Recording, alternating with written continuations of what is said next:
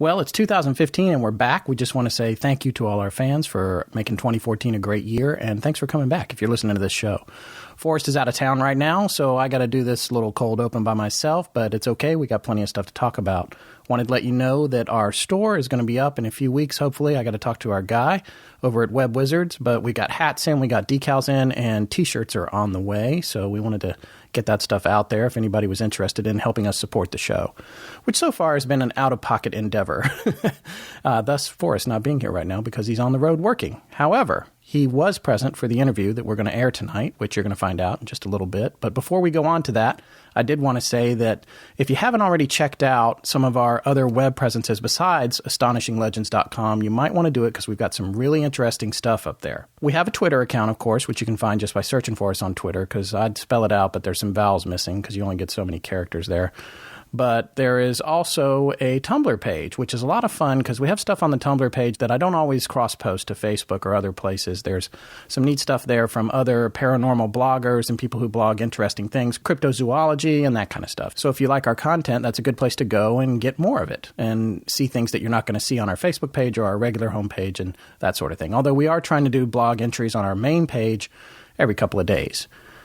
It's weird coming back after Christmas. I don't know how many of you may have traveled for the holidays, but I find that when I get outside of the bubble that is my day-to-day life and go somewhere else, and a lot of times it's home to the place that you grew up, or you're dealing with all these emotions and family and all kinds of things happening, not to mention bad habits. I know I drank a little too much in the holidays, but I think a lot of people do that. And the long and short of it is that it's a strange experience. It's almost an out-of-body experience because you go away and you get so far away from your home life and your patterns and your routines, and you start to realize the things about it that you do like and a lot of the things that you don't like. But when you come back and you slide back into that life that you had before you left, you kind of forget what it was like to be outside of it.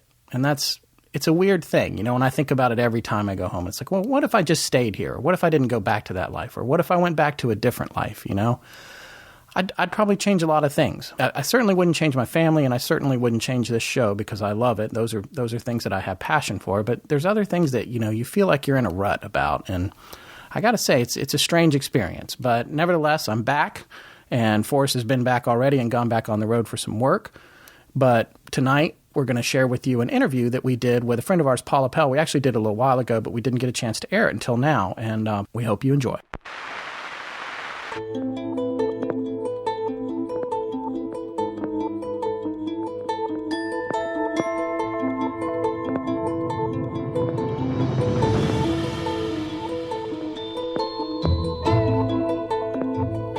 Welcome back to Astonishing Legends. I'm Scott Philbrook, and this is Forrest Burgess. Evil is unspectacular and always human, and shares our bed and eats at our own table.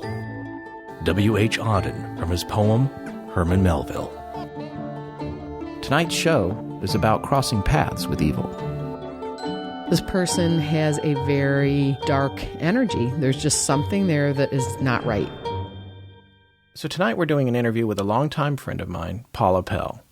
She's one of the most successful women comedy writers working today, with 18 seasons as a senior writer at Saturday Night Live, a producer of 22 episodes of 30 Rock, and a now successful screenwriter whose feature The Nest with Amy Poehler, Tina Fey, and Maya Rudolph just wrapped shooting. So Scott, how did you meet her? My wife is a comedy writer, and she worked at Saturday Night Live for 9 seasons. So she worked together with Paula, and we obviously got to know her very well at that point when we lived in New York. Right. Now, Paula had been there for a number of years before that, your wife and showed. since we left, yes. Okay. So she was kind enough to come in and tell us this story. This is a great story about one of those nights out in the city that if you've ever lived in New York or even visited it and been out at night, it can have a little bit of a dark side. Or even in the day. I've been there in the subway, any time of the day or night, you're going to see something interesting. That's right. All right, let's go to the interview.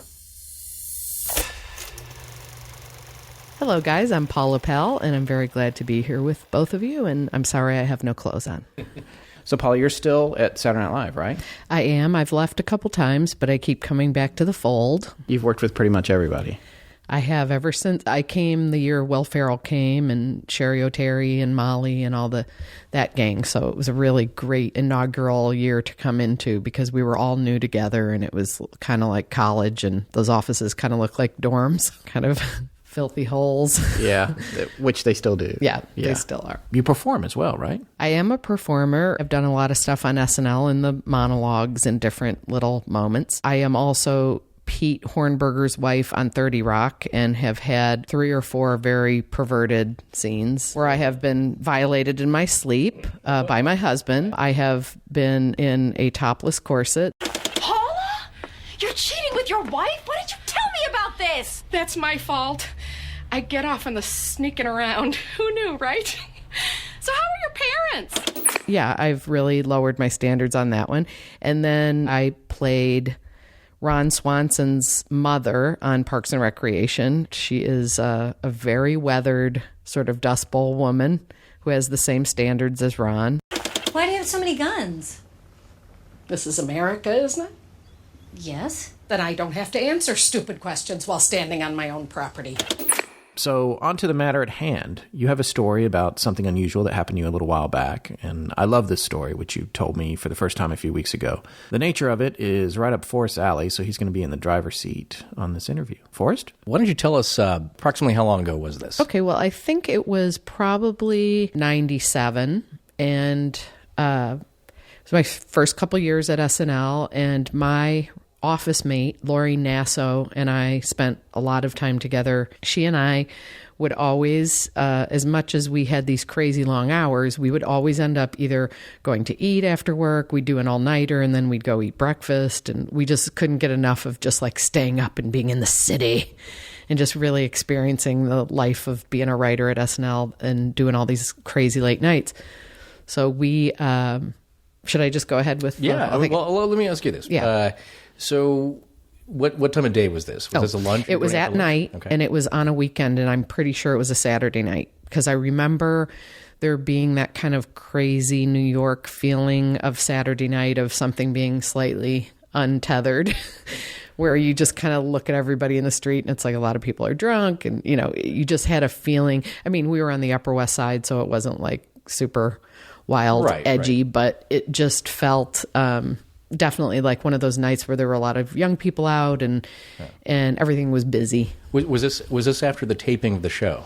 No, that particular night we were just hanging out. It was an off week. And about what time of night was it? I think it was pretty late. I think it was probably like 11 or I remember it being pretty late at night. Yeah. It seemed like a regular night. Totally regular night and a place we were very familiar with and a routine we're very familiar with. So there was nothing strange about it, There was no feeling of we're in a new place tonight, we're awkward. You know, we were not in any anxious mood. Both of us were totally chilling out, laughing, goofing around. Okay, so you decided to meet up there. Mm-hmm. So then describe the event. Evening, yes, the event from there. We sat at a booth across from each other, and it was a booth right near the bathroom, as a lot of diners in New York have that little alcove, and then there's a bathroom on either side, male and female. And, you know, there were some strange ducks at the diner that night. I remember just people partying, you know, later people, you could tell were out at clubs or whatever, and they were kind of loud and some of them were drunk. But this gentleman came by and he passed me, and I only saw, because she was facing away from the bathroom, I was facing towards the alcove, towards the bathroom. And he walked past us and we immediately both looked, and I just saw the back of him.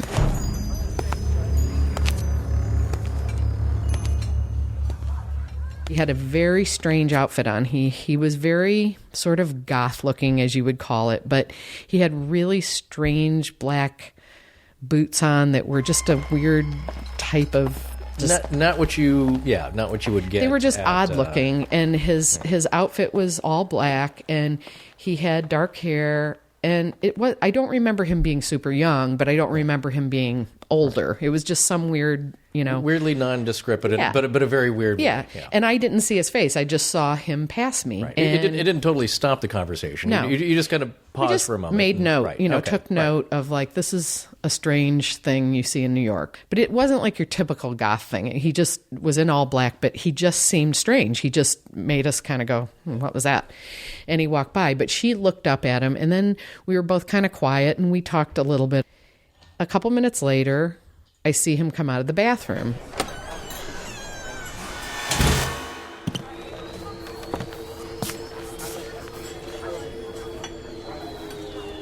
He was kind of gathering himself, and he looked over at me, and he had crazy pale blue eyes. Like, it didn't look like fake contact lenses or Pale anything. It was eyes. just Yeah. pale blue, really piercing, strange eyes. There was a color to his skin that looked like, or he just looked like a strange color to me, very pale, and didn't look like makeup at all. It wasn't like, Marilyn Manson type stuff. And he looked over at me, and he just did the most, and I couldn't help but look at him, and I just kind of stared at him, and it was a very locked feeling of looking at him. And he just did the most sick smile. Like, he just did a very strange smile that you don't want anyone to ever look at you and smile. It was a very knowing, weird, Well, yeah. Let me ask you. Was intruding feeling. It was Yeah. just a really strange feeling. But No, I was going to say, is that the kind of smile that someone gives you of kind of saying, yeah, don't you? Like it was or almost like when someone is, and I've also used it because I witnessed my sister's 3 childbirths. Sure.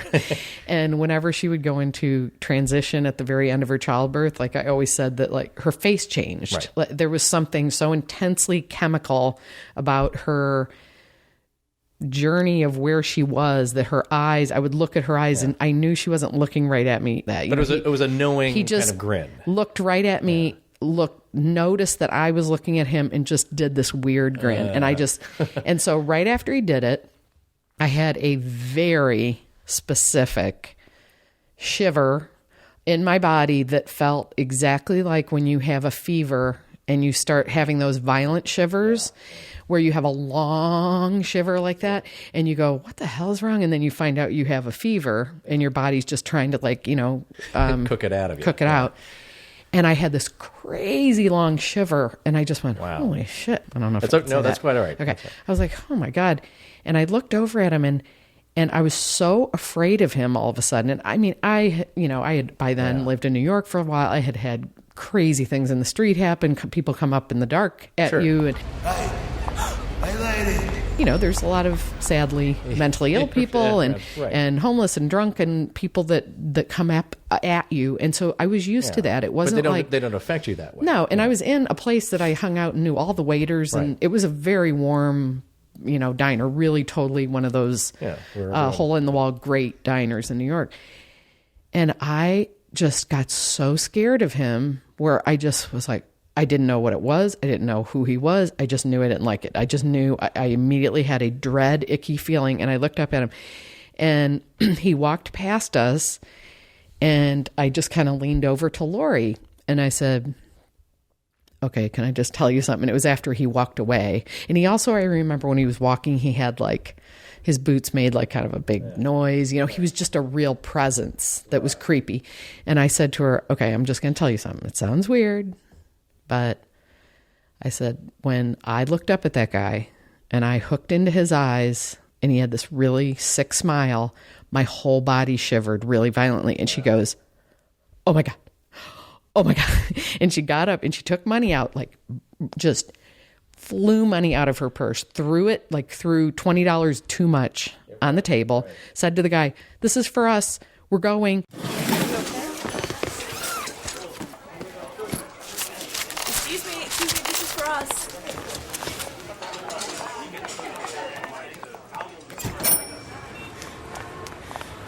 Hey, hold on, slow down. And I hadn't even finished eating. And she said, we're going, go now. And she was really pushing me. I said, what? And we ran out and I chased her. She ran probably 3 blocks down the street. And she turned around to me and she said, when he looked at me on the other way, my entire body shivered violently. She said, my whole body went like this. She had exactly the same reaction exact as you did. physical, visceral, like specific shiver. But a moment after you had seen him. Before. Because he okay. went to the bathroom first and she was faced this way. He went to the bathroom, she was faced away from the bathroom, and she saw his face. But she saw him coming in. She saw him walk into the bathroom. Well, this is interesting, though, because she saw it before But she you didn't did. tell But me. she didn't say anything. She didn't say anything. And you didn't pick up on it with her that anything was off. She didn't say anything, and she said, I didn't say anything because she said, I just thought that was strange. But she said, when you said you had the same feeling, right? You know, she said, I could have just been shivering. Sure. And then I looked at him and felt weird. I think she was afraid to just say it because, and we were also, I think, super tired. I remember us being sort of worn out. It was really late at night. And we weren't drunk or anything, but we were just sitting there, you know, in a food coma at the diner. And so she just was in her own little world of it. And she was probably going to tell me about it. And to this day, I've never seen her get so immediately like, we got to get out of here. And so we went back to her or my apartment. I don't remember which.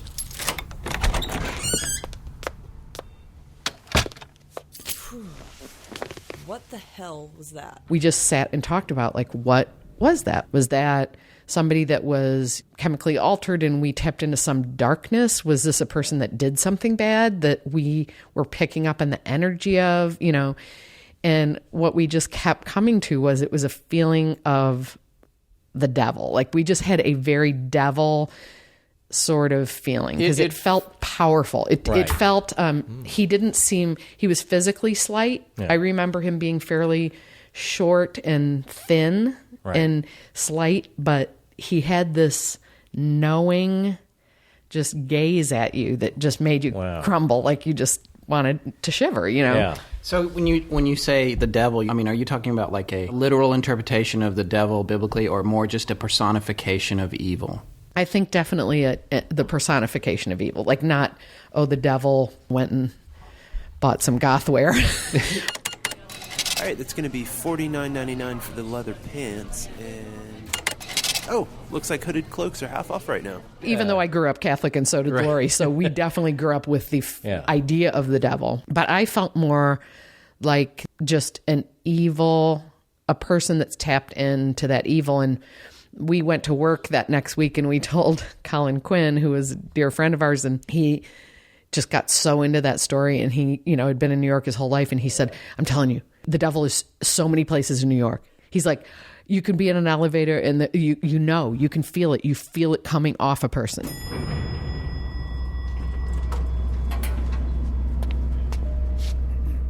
You had picked up on this vibe, immediately got a chill, but that your friend got the same thing, but didn't immediately say anything. But as soon as she had a validation that there was something really wrong, and then the fight or flight scenario kicks in. Right. And what's interesting is that you both really needed to get out of there. Yeah.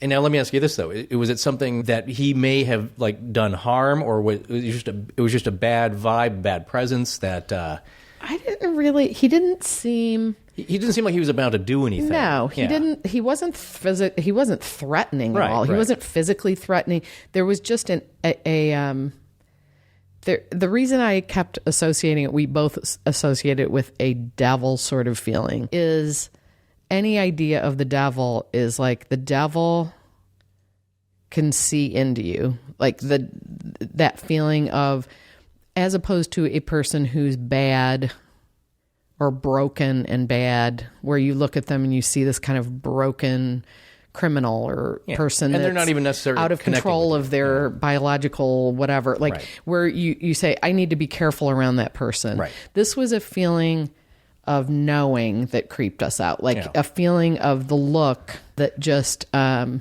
I think it's the smile, too. The smile was so weird and so sick and so not like a very confident, sick, heavy-eyed smile that you just went, oh, my God, what the hell was that? You know, what I think is interesting about that is it conveys a sense of power, and a lot of times it's antithetical to what you might think. If you see somebody who's jonesing or strung out or whatever, those people don't ever exude a sense of control. No. No, So- they're throwing off facial cues that may or may not relate to anything. They're just they're tripping. So they're tripping. Yeah, and I do think there's an energy to that when you see someone's eyes like that, or like my sister in childbirth, where you're feeling the chaos that they're tapped into, and you're feeling it, and it's making you feel chaos. I mean, there's been many times in New York where there's been and I've had friends that had mental illness, that when they are in a bad place, and you talk to them in a bad place, and you go, God, they are just in such a faraway place right now, and you're trying to connect to it, and it makes you feel scared. But this was a feeling of just, he reminded me in a way of like a creature. Like he just had a creaturey feel to him, because he was really kind of thin and small, otherworldly and pale, and he had these eyes, and you just went, oh God, But this guy just had a leisurely attitude to himself. He wasn't aggressive at all. No, but what I like about it is the way you described it, the vibe that I get or have sensed about is that he knows. He knows he's putting off this weird vibe. And then he knows that, okay, you've seen me. Oh, 100%. And that grin tells me, like, I've just creeped you out. Oh, yeah. Really, Totally. down to the core. Yeah. And there is some power in that. We've probably all been around people who have magnetic personalities or very big personalities. Yeah. And they know, like, they're at a cocktail party and people are surrounding them. They're the center of attention. But this guy's not that kind of gregarious kind of thing. He's giving off a kind of a weirdly cool vibe, and he knows his effect on people. And one other time, just as a parallel, I had a very scary moment with, I was in actually a check cashing place. First couple years of SNL, I would go cash my check instead of put it in the bank, because I hated how the bank held my funds. So I decided it would be really smart to pay extra and go to a check cashing place on Friday afternoons in the middle of Manhattan. So I'm standing in the middle of a check cashing place, and this woman behind me got extremely scary with me and screamed, got really mad that I was taking so long. And it was one of those things where she started really threatening me behind my head of like, I'm going to cut you, and like really violently. And there was no one, it was like glass, bulletproof glass. No one was in there that was going to help me.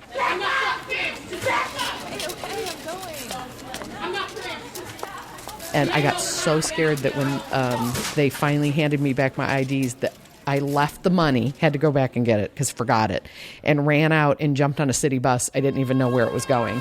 Okay, thank you. Lady, you forgot your money. Wait, hold the bus. But she was a person that was just like a bully that scared me. It was not in any way the same kind of feeling as that other thing. As Scott will attest here, is that we could be in a bar or somewhere, and the one drunk weird guy will find me and walk up to me. And I'm the same way. And I try not to give out that vibe, because there is a connection. You don't... That's how we met. Unfortunately, he was interesting, and we had a lot to talk about. And Scott thanks you for that $4 you gave him that night. Well, and I had developed, and over the years, definitely developed a gut feeling about things, people, and danger coming. But in New York, you get so used to having that gut that you become almost empowered, because the minute you feel it, you're like, nope, not interested, and you walk away from someone. Or if you're walking on a street and someone's walking weirdly near you, or you just can tell there's a weirdness. Now, this guy felt absolutely, when I say creature, I really mean like he felt like a creature to me. I did not think of him as a human being. Like a demon. Perhaps. Because I actually have extreme amount of empathy, and even when somebody's really messed up walking around, I'll sit there and go, yeah, but they're this or that. That guy just ignited something in us that was just pure fear, and we just both were, really creeped out. Has it ever happened to you before? Or, afterward? To this day, I've never had that feeling of just a dark, empty, cold, weird. It was cold. He didn't feel passionate. He just felt dead. Digging into my belief system, it's this guy does not live in our realm. Right. He doesn't have a job at Cinnabon.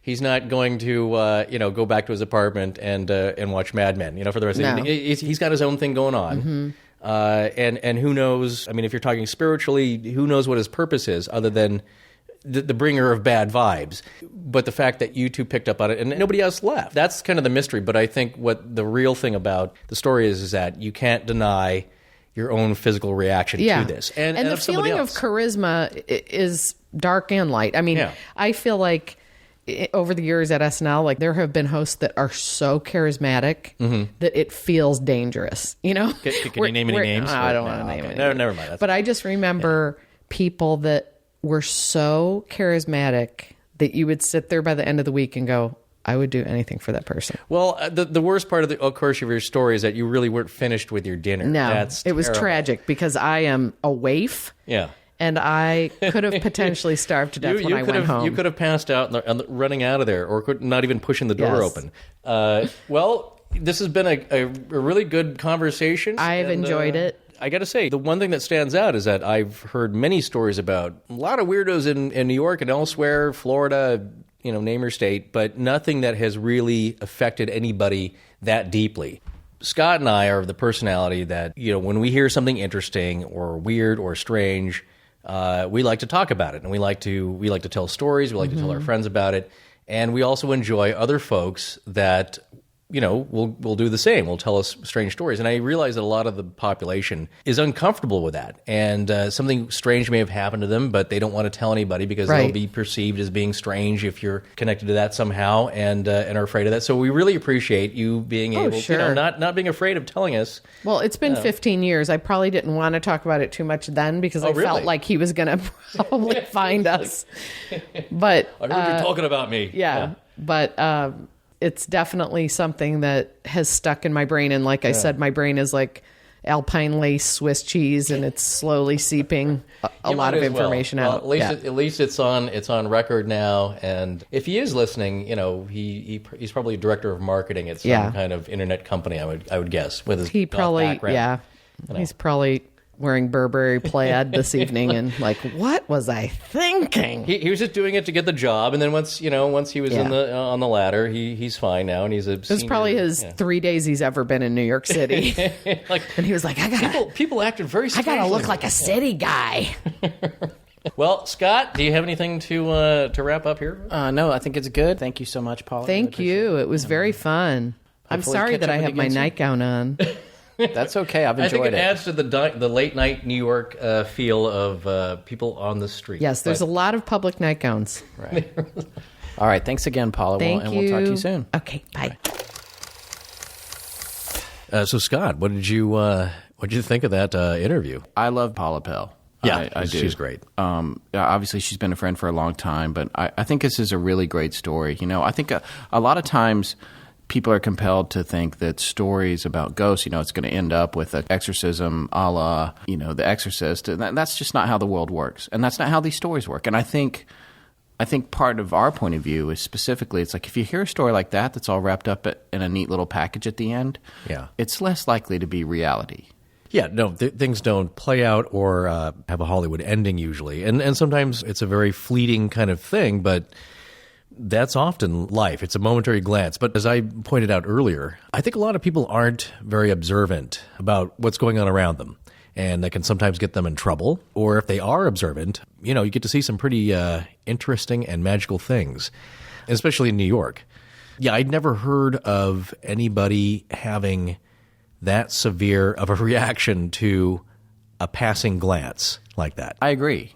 The thing to me that's most interesting about the story, I should say, is that it's very benign in its nature. It's like, what happened? Oh, I glanced at somebody. And you think on the surface, oh, that's nothing. But this was a glance that for her has lasted 20 years. Yeah, there was no special effects. There's no visual effects that happen. But I think if you do as I did, which is, empathize with that, like I can sense that something significant happened to her in that brief moment. And not just to her, though, her friend. And so that validates that feeling a little. We were talking about this earlier. It's not always a bad thing when people encounter somebody with a tremendous amount of magnetism, either positive or negative. And I had charisma. A friend. Exactly. I have a friend who was, I think he was taking a Tai Chi class. He was teaching English in Taiwan. So he was taking a Tai Chi class. I'm going to guess like out in a park somewhere, but from this master who was in his 80s or 90s. If you've ever taken martial arts, that's the... I have taken martial arts. Right. And it's the energy. So I'm not saying that anyone should be afraid to attack me because I don't remember much. I just wouldn't on hygienic grounds, probably. But But yeah, he might hurt you in some How many way, people in our emotionally. audience? How many people in our audience have friends who've taken Tai Chi in China? I don't know. Okay. Well, Anyway. okay. Well, that's what he was saying, is that when he was taking this class, the master had a tremendous amount, you could call it personal magnetism or energy. In martial arts, it's called ki, and it's the, I believe, in the lower stomach region, and it's a kind of a center of power. And then if you ever hear a martial artist yep or yell, it's like a tiger tensing up, about ready to pounce. That's what animals do. And so in connection with that, though, and are talking about flight or fight response. Fight or flight? Fight first. One of those two. Start over. Fight or... Yeah. All right, don't start over. You know what? I'm going to leave that in. Well, But I think everyone refers to fight or flight as fight or flight, not flight or fight. If you're a coward, then it's You flight started or flight. with flight. Yeah. There's no fight option. Or freeze. And if you're, according to Wikipedia, freeze is in there as well. But yes. Hopefully nobody we know is freezing. Yeah, that's not a... Freezing doesn't work. That's the- wait, it does the work neutral with certain option. bears, right? Playing dead. Yeah. Which is not Get standing big, up. get small, get big. No, I don't... Run away. Yeah. Don't run away. Okay, anyway. Climb go a ahead. tree that's not neither too big or too small. That's all I know. Right. No, he was saying that you could sense the ki coming off this guy because, again, he's been studying his whole life, meditating, concentrating positive energy. Now, on the very opposite of that scale is here's somebody, and again, this guy's not an 80-year-old, he's not Pei Wei from from the Tarantino movies. Yeah.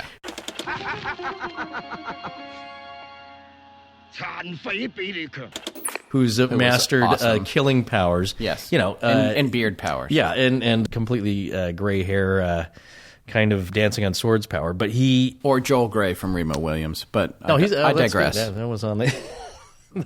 I forgot about that. No, here's a guy in this diner, and what I love is that he knew he had it. That's one of the key things I love about the story, is that he gives a wry smile to Paula, and he knows he's freaked her out to the core. He was self-aware. He was self-aware of his... Much like the Elephant Man. Yeah. Was he? Yeah, well, he knew that he was a man. That was the big tragedy. Didn't you see that movie? I did, but... I mean, you just... Paula's reaction was reaffirmed by her friend, who had the same exact reaction separately, but together at the same time, and only found out about it later. So it wasn't like, so one didn't key off the other, saying like, hey, look at that creepy guy. And the other person says, yeah, he is creepy, and then they both get creeped out. They were creeped out separately. You know as what? they were running away. One thing that's really interesting dynamically to me is that people who are together, whether they're married couples or friends or whatever, don't want to freak out the other person they're with. And I think that's really fascinating. It's like that person came in and he looked at me and laser beam shot out, but I didn't want you to be afraid. Yeah. So I didn't say anything. And then it's like, oh my God, laser beam shot out at me too. Yeah. And it's like, that's really fascinating because we've experienced this, not only with Paula and her friend, but with our married couple that we interviewed, Marty and Alice, who experienced on a vacation. Each one experienced something a little bit different that they didn't want to tell each other about because they didn't want to spoil the vibe. Yeah, and I think that's the thing, though. I think in that case, I've known them for many years, and Marty and Alice. That's true. Yeah. Who was the other couple? Remo Williams and I'm sorry, Joel Grey. Joel. He was the original Pei Wei or Pai Wei, whatever his name was. Yeah, but nice. Pai Wei, they can't be Pai Wei. Pei Wei. Yeah. The cruel tutelage of Pei Wei. Yeah. Again, it's kind of an ass. I mean, he's got all the great powers, but I guess an interesting character. We digress. The couple that we interviewed on a separate occasion, I've known them for many years, and I know that the one does not want to upset the other and knows the triggers. You know what I'm saying? Because you know that after being married for a few years now. Right now, when you just said that, it didn't matter which one you were talking about. It's just one does not want to upset the other. Well, I'm going to say that You're being specific. They both have triggers. And okay, so now this suddenly has become a marriage show.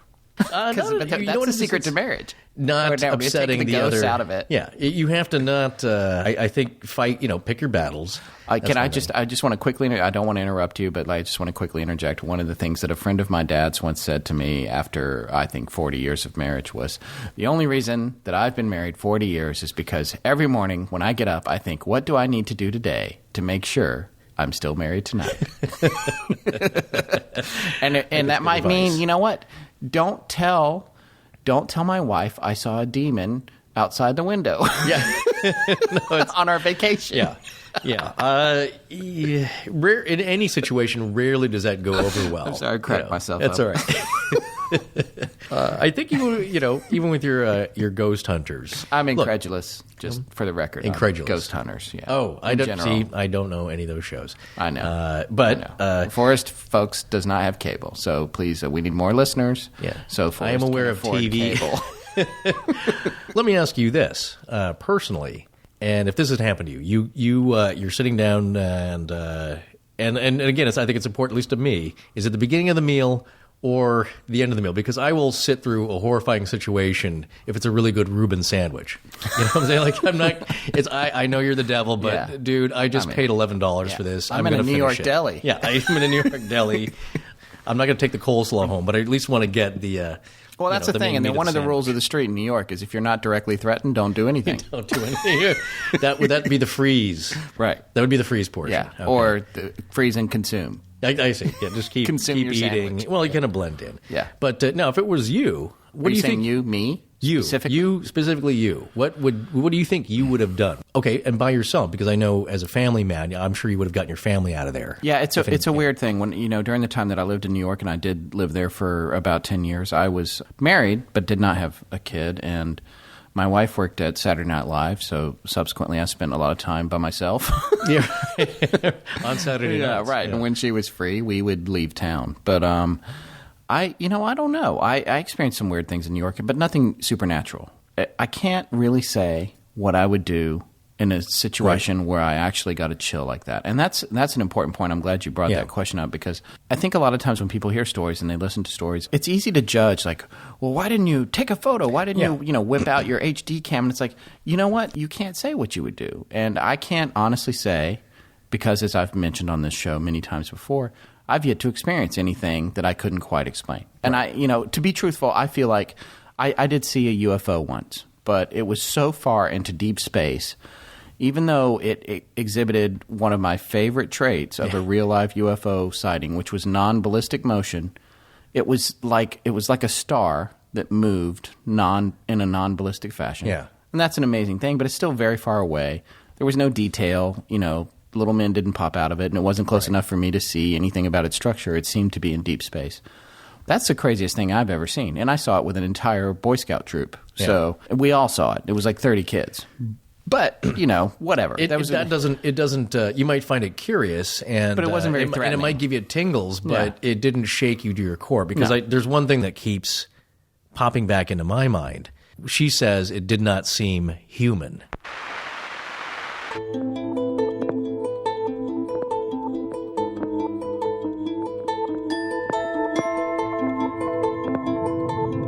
And on that note, we're going to wrap this show up. We want to thank Paula Pell for coming in and sharing her creepy story. Look for her new movie, The Nest, later this year. We'll be back in 2 weeks with a new show about what we're still meeting on, but it's guaranteed to entertain. I want to thank Judson Crane for our amazing theme music, Ryan McCullough for world-class sound design, and John Mahorny for our great logo. Most importantly, we want to thank our listeners. You can find us online at astonishinglegends.com, as well as Facebook, Twitter, Tumblr, and Google+. Good night.